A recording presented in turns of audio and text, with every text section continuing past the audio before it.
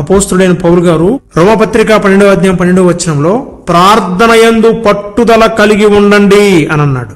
యేసుక్రీస్తు ప్రభువారు అంటాడు, మీరు శోధనలో ప్రవేశించుకుంటూ నిమిత్తము మెలకువ కలిగి ప్రార్థన చేయండి అని అన్నాడు. ప్రార్థన అనేది మనల్ని శోధనలో పడకుండా చేస్తుంది. అసలు ఈ ప్రార్థన చేయాలన్నా కానీ పరిశుద్ధాత్మ దేవుడు సహాయం మనకు కావాల్సిందే. ఎందుకంటే మనకు యుక్తంగా ప్రార్థన చేయటం చేత కాదు. అందుకని పరిశుద్ధాత్మ దేవుడే ఆయన ఏం చేస్తున్నాడంటే ఉచ్చరింప శక్యము కాని మూలుగులతో ఆత్మ తానే మన పక్షమున విజ్ఞాపన చేయుచున్నాడు. మనం మోకాలేస్తే చాలు, ప్రార్థన చేయాలని మనకు అనిపిస్తే చాలు, పరిశుద్ధాత్మ దేవుడే మన చేత ప్రార్థన చేయిస్తాడు. ఆయనే మన తరపున విజ్ఞాపన చేస్తాడు. కాబట్టి మనం ప్రార్థించుట యందు మెలకువగా ఉండాలి. మానవుడు పట్టుదలతో సాధించలేనిది ఏదీ లేదు అని చాలా ప్రసంగాలు చేస్తాడు కదా. అలాగే ఈ పట్టుదల అనే విషయంలో దేవుడు చాలా లెక్కలోకి తీసుకుంటాడు. పట్టుదల లేకుండా కేవలం పొడిపొడిగా చేసే ప్రార్థనకు జవాబు రావటం అసాధ్యం. ఇది ప్రార్థనకున్న నియమం. చాలామంది ఈ నియమాన్ని అతిక్రమిస్తారు, అందుకే ప్రతిఫలాన్ని పొందుకోలేరు. ఒకసారి చేస్తారు, 2 సార్లు చేస్తారు, 3వ సారి వచ్చేసరికి అనుకుంటారు ఎన్నిసార్లు అడిగినా ఏముందండి. భక్తుడు అంటాడు, ప్రార్థించు, ఎన్నడూ అలసిపోకు. ఇది యేసుక్రీస్తు ప్రభువారు చెప్పిన నియమం. మనం నిత్యం కూడా అలసిపోకూడదు. ఏ విషయంలో అలసిపోయినా పర్వాలేదు, కానీ ప్రార్థన అనే విషయంలో అలసిపోకూడదు. అడిగే విషయంలో అలసిపోకూడదు. బ్రతిమాలుకునే విషయంలో అలసిపోకూడదు. వేచి ఉండుటలో అలసిపోకూడదు. యేసుక్రీస్తు ప్రభువారి గురించి హెబ్రీ గ్రంథకర్త అంటాడు, హెబ్రీకి రాసిన పత్రిక 5వ అధ్యాయము 7వ వచనంలో, శరీరధారి అయి ఉన్న దినములలో మహారోదనముతోనూ కన్నీళ్లతోనూ తన్ను మరణము నుండి రక్షింపగలవానికి ప్రార్థనలను యాచనలను సమర్పించి భయభక్తులు కలిగి ఉన్నందున ఆయన అంగీకరింపబడెను అని రాశాడు.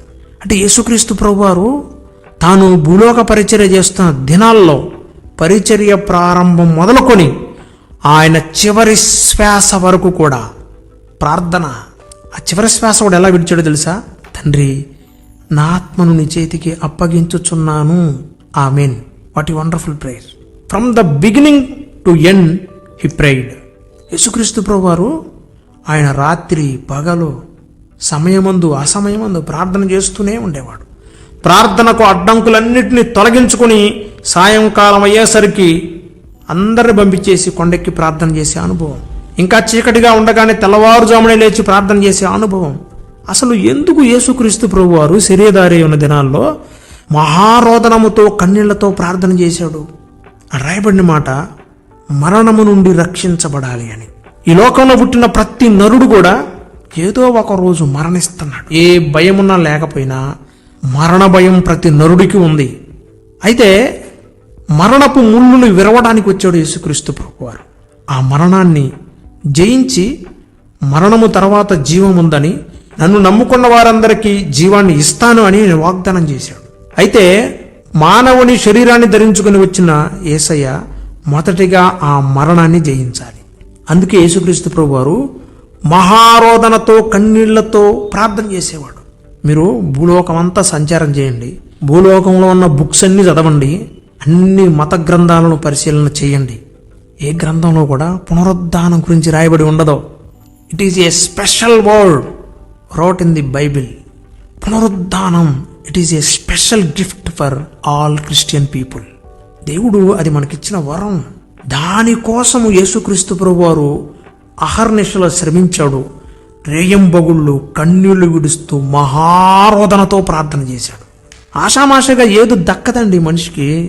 ఎప్పుడు కూడా పరిశ్రమ చేయాలి, పట్టుదలతో సాధించడం కోసం పోరాటం చేస్తూనే ఉండాలి. దానిని లోతుగా వెతకాలి, ఎంతో శ్రద్ధగా వెతకాలి. ఈ లోకంలో ఉన్న నరులందరూ చచ్చిపోతున్నారు, కానీ నేను మాత్రం పునరుద్ధానుడై తిరిగి లేవాలి. యేసుక్రీస్తు ప్రభువారు పునరుద్ధానుడై తిరిగి లేచే వరకు కూడా ఈ లోకంలో ఉండే వేదాంతవేత్తలు జ్ఞానులందరూ అనుకున్నారు ఒక్కసారే జీవం, తర్వాత ఇంకొండదు. కొందరు అనుకున్నారు ఈ జీవం పోయిన తర్వాత పిల్లిగాను పందిగాను చేసిన పుణ్యాలను బట్టి పుడతారనుకున్నారు. కొందరు లాస్ట్ ఛాన్స్ ఇదే, ఇక ఈ జన్మ తర్వాత ఇంకొక జన్మ ఉండదు అనుకున్నారు. ఒక్కొక్కడు ఒక్కొక్క రకమైన ఫిలాసఫీ చెప్పారు.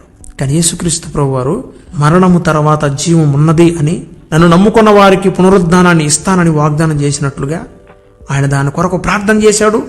ఆ పునరుద్ధానాన్ని పొందుకున్నాడు. సజీవుడిగా సశరీరుడిగా 40 దినాలు ఆయన పునరుద్ధానుడైన తర్వాత ప్రజల మధ్య సంచారం చేశాడు. ఇది ఒక కఠోరమైన దీక్ష, పట్టుదల. పునరుద్ధానం కోసం ఆయన ప్రార్థన చేశాడండి. నాకు కావాలి పునరుద్ధానం, నా ద్వారా ఈ లోకానికి మరణము తర్వాత జీవం ఉందని తెలియజేయాలి. అందుకే ఆయన తన్ను మరణము నుండి రక్షింపగలవానికి ప్రార్థనలు యాచనలు సమర్పించి భయభక్తులు కలిగి ఉన్నందున ఆయన ప్రార్థనలు అంగీకరించబడెను. ఈరోజు నువ్వు కూడా తాత్కాలికమైన వాటి కోసం అడగడం కాదు, ఒక స్పెషల్ గిఫ్ట్ కోసం అడగాలి. ప్రార్థనలో పదే పదే యేసుక్రీస్తు ప్రభు వలె అడుగుతూ ఉండాలి. అంటే from the beginning to death, ఆయన శరీరాన్ని ధరించుకున్న నాట నుండి ఆ శరీరం నుండి విడుదల వచ్చే వరకు కూడా ఆయన చేసింది ప్రార్థన, యాచనలు, కృతజ్ఞత స్తుతులు. పునరుద్ధానపు శక్తి కోసం పోరాడాడు. పట్టుదలతో ఆయన ప్రార్థిస్తూనే ఉన్నాడు. 33 సంవత్సరాల తర్వాత ఆయన దానిపై జయాన్ని పొందుకున్నాడు. పట్టుదలతో ప్రార్థన చేయటం అంటే కనిపెట్టుకుని ఉండటం, వేచి ఉండటం, బ్రతిమాలుతూ పదే అడుగుట అనేది నిజమైన ప్రార్థనకు గల సహజమైన లక్షణం అంటాడు ఓ గొప్ప దైవజనుడు. ప్రార్థనలో మనం ఎప్పుడు కూడా అలసిపోకూడదు. పాత నిబంధన గ్రంథంలో ఉన్న భక్తులందరూ కూడా ప్రార్థనలో వేచి ఉన్నారు. సిమిలర్గా క్రొత్త నిబంధన కూడా మనం చూస్తే అపోస్తలులు కూడా వారు కూడా పరిశుద్ధాత్మ అనే వరాన్ని పొందుకోవడం కోసం కనిపెట్టుకొని వేచి 10 రోజులు పట్టుదలతో ప్రార్థన చేశారు.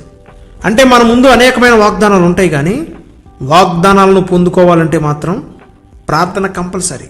మనకు ఇష్టమున్నా లేకపోయినా అడగటం అనేది మాత్రం పరలోక రాజ్య నియమము. నాకు ఇష్టం లేదు బ్రదర్ ఇప్పుడు ప్రార్థన చేయటం అంటే కుదరదు. ఆ నియమాన్ని నువ్వు ఖచ్చితంగా పాటించాలి. ప్రభు అన్నాడు, అడుగుడి మీకు ఇవ్వబడి అన్నాడు. అనేక దేశాలు అతని ద్వారా మార్పు నొందినట్లుగా దేవుడు పౌలును ఆశీర్వదించాడు. అయితే దానికోసం పౌలు ప్రార్థన చేయాలి. ప్రార్థన చేయకపోతే అతని మూలంగా దేశాలు రక్షణలోకి రావు. అంటే కామన్గా మనం అర్థం చేసుకోవాల్సింది ఏంటంటే, దేనికైనా, ఆశీర్వాదానికైనా, ఉద్యోగానికైనా, వ్యాపారానికైనా, వివాహానికైనా, గర్భఫలానికైనా, మన జీవితంలో ఎదురయ్యే సమస్యలన్నిటి నుంచి విడుదల పొందుకోవడానికైనా మనం చేయాల్సింది ఏంటంటే పట్టు వదలకుండా ప్రార్థన చేయాలి. అడుగుతూ ఉండడం అనే నియమాన్ని మనం పెట్టుకోవాలి. అంతేగాని విసిగిపోకూడదు, ఒత్తిడికి గురవ్వకూడదు, దేవుణ్ణి కూడా ఒత్తిడి చేయకూడదు. ఇది నియమం. మనం ప్రార్థనలో ఎప్పుడు కూడా అడిగే విషయాన్ని ఎంతో శ్రద్ధతో లోతైన ఆసక్తితో అడగాలి అంటాడు ఓ గొప్ప భక్తుడు. పాఠం చెప్పినట్టుగా ఉండకూడదు. అది మన హృదయాంతరంగంలో నుండి అడుగుతూ శ్రద్ధతో వెతకాలి. ఆయన్ని లోతైన ఆసక్తి మనకు కలిగి ఉండాలి. ఆ ఆసక్తి లేకుండా ప్రార్థన చేయమన్నారని విసిగిపోతూ ఈరోజు కార్యక్రమం అయిపోయింది ఆమేన్ అనిపించుకోవాలని ఇలా చేయకూడదు. రెండవది, మనుషులకు కనబడినంత మాత్రాన నువ్వు ప్రార్థనా పరుడు అయిపోవు. కనబడవలసింది దేవునికి కనబడి శ్రద్ధగా ఆయనను వెతుకుతూ లోతైన ఆసక్తితో ఆయనను గనక మనం అన్వేషిస్తే ఆయనను మనం కనుగొనడం మాత్రమే కాదు, మన ప్రార్థనలకు మనం ప్రతిఫలాన్ని పొందుకుంటాం. ఎన్ని అవరోధాలు వచ్చినా భక్తుడైన పౌలు గారు చెప్పినట్టు ప్రార్థన యందు పట్టుదల కలిగి ఉండాలి. నా ప్రియమైన సహోదరి సహోదరుడా, ప్రార్థనలో విసిగిపోవద్దు. బదులుగా పట్టుదలతో కనిపెట్టుకొని అడుగుతా ఉండు. పట్టుదలతో సాధించలేనిది ఏదీ లేదు. నువ్వు ప్రార్థనలో పట్టుదలతో దేవుని దగ్గర మోకరించి విసుకక ఒక విషయం కొరకు పదే అడుగుతా ఉంటే, బ్రతిమాలతా ఉంటే, శ్రద్ధతో వెతుకుతా ఉంటే, లోతైన ఆసక్తితో ఆయన దగ్గరకు వస్తే ఆయన నీకు కూడా అనేకమైన వరాలు, ఆశీర్వాదాలు ఇస్తాడు. మన ప్రియుడు యేసుక్రీస్తు ఆరాధ్య దైవం, అనేక మందికి మాదిరికరంగా ఉన్న యేసయ్య తండ్రిని పదే శరీరధారిగా ఉన్నప్పుడు అడగటము ద్వారా పునరుద్ధానం అనే శక్తిని పొందుకున్నాడు. ఈరోజు మనం కూడా దేని కొరకైనా సరే పదే అడుగుతా ఉంటే, బ్రతిమాలుతా ఉంటే ఖచ్చితంగా మనం కూడా పొందుకుంటాం. పరలోక రాజ్యంలో రాయబడిన నియమం పదే అడగటం. ఆ శక్తి కొరకు మనం కూడా ప్రార్థన చేద్దామా? బహుశా ఈరోజు నువ్వు నీ భర్త రక్షణ కొరకు దేవుని దగ్గర అడుగుతూ ఉన్నావేమో. బహుశా ఈరోజు నీవు నీ కుటుంబ రక్షణ కొరకు దేవుని సన్నిధిలో అడుగుతున్నావేమో. బహుశా ఈరోజు నీవు నీ ఉద్యోగం కొరకు అడుగుతూ ఉన్నావేమో, ప్రమోషన్ కొరకు, ఇంక్రిమెంట్ కొరకు అడుగుతున్నావేమో. బహుశా ఈరోజు నువ్వు నీ పిల్లల భవిష్యత్తు కొరకు, నీ పిల్లల వివాహం కొరకు, నీ పిల్లల ఉద్యోగం కొరకు అడుగుతూ ఉన్నావేమో. ఆర్థిక సమస్యలు, అప్పుల సమస్యలు, కుటుంబ సమస్యల నుంచి విడుదల కావాలని ఒకవేళ నువ్వు అడుగుతూ ఉన్నావేమో. గర్భఫలం కావాలని ఈరోజు ఒకవేళ నువ్వు అడుగుతూ ఉన్నావేమో.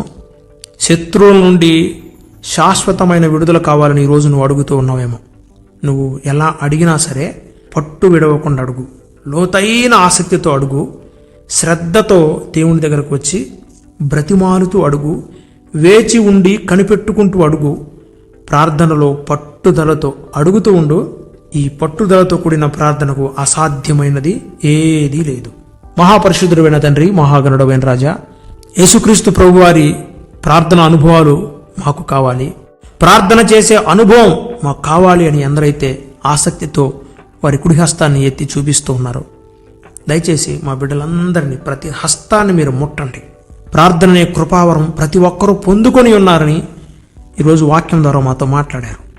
పరిశుద్ధుడైన తండ్రి, ఈ వరం తీసుకున్న మేము ప్రార్థించడం ఎలాగో తెలియక చాలాసార్లు ప్రభా మధ్యలోనే లేచి వెళ్ళిపోయాం, చాలాసార్లు విసిగిపోయాం, చాలాసార్లు ఒత్తిడికి గురయ్యాం. అయితే ఈరోజు మాతో మాట్లాడావు, నీవే మేము మోకరిస్తే ప్రార్థన చేయిస్తావు అని. ఉచ్చరింప శక్యము కాని మూలుగులతో నీవే పరిశుద్ధాత్మలో ప్రార్థన చేయిస్తామని ఈరోజు మాతో మాట్లాడావు. ప్రభువే ఆత్మ, ఈ ఆత్మ శక్తి చేతులెత్తిన ప్రతి ఒక్క బిడ్డకి దయచేయండి. ఆసక్తితో నీ సన్నిధిలో లోతైన ఆసక్తితో వెదికే కృపని దయచేయమని అడుగుతున్నాం. మా బిడ్డలని ప్రార్థన చేయకుండా అడ్డగిస్తున్న ప్రతి దురాత్మను యేసు నామమున పాతాళంలో బంధించండి. నీ సన్నిధికి వచ్చినప్పుడు విసుకక నిత్యము ప్రార్థన చేసే అనుభవాల్లోకి మా బిడ్డలు నడిపించండి. రక్షణ మారు మనసు లేని బిడ్డలకు రక్షణ మారు మనసుని ఇవ్వండి. రక్షణలో ఉన్న బిడ్డలందరూ ఫలించాలి, వృద్ధి చెందాలి. పరిశుద్ధ అప్పుల సమస్యలు, ఆర్థిక సమస్యలు, కుటుంబ సమస్యలు, వ్యక్తిగత సమస్యలు, కోర్టు సమస్యలు, ఉద్యోగంలో సమస్యలు, భార్యాభర్తల మధ్య సమస్యలు, అనారోగ్య సమస్యలు, ప్రభా వివిధ రకాలైన సమస్యలతో సతమతమవుతున్న బిడ్డలు ఉన్నారు. దయచేసి నీ బిడ్డలను మీరు దర్శించండి. వారి కష్టాలు, కన్నీళ్లు, వేదనలు, శోధనలు అన్నిటి నుంచి విడిపించండి. ప్రభా దయచేసి నా ప్రభా వివాహం కొరకు ఎదురు చూస్తున్న బిడ్డల పరిశుద్ధమైన వివాహాన్ని చిత్తమైతే జరిగించండి. గర్భఫలం లేని బిడ్డలకి గర్భద్వారాలు తెరవండి. చక్కని బిడ్డలని దయచేయమని అడుగుతున్నాం. పరిశుద్ధుడైన తండ్రి, మా బిడ్డలు చదువుకుంటున్నారు, జ్ఞానమునందు, వయసునందు, దేవుని దయందు, మనుషుల దయందు వర్ధిల్లుదురుగాక. విద్యావంతులుగా, జ్ఞానవంతులుగా, నాయకులుగా, పాలకులుగా, పరిపాలకులుగా, అధికారులుగా మా బిడ్డలు నా ప్రభా ఏలుబడి చేయుదురుగాక. మెట్టుకు నా ప్రభా మా బిడ్డలు ఈ లోకంలోనే పరలోకపు ఆనందాన్ని అనుభవించుదురుగాక. ఈ లోకంలోనే పరలోకపు నెమ్మదిని పొందుకొందురుగాక. ఈ లోకంలోనే పరలోకపు ఆశీర్వాదాలు అనుభవించుదురుగాక. నీ కృపాహస్తాలకు మమ్మల్ని మేము సమర్పించుకుంటున్నాము.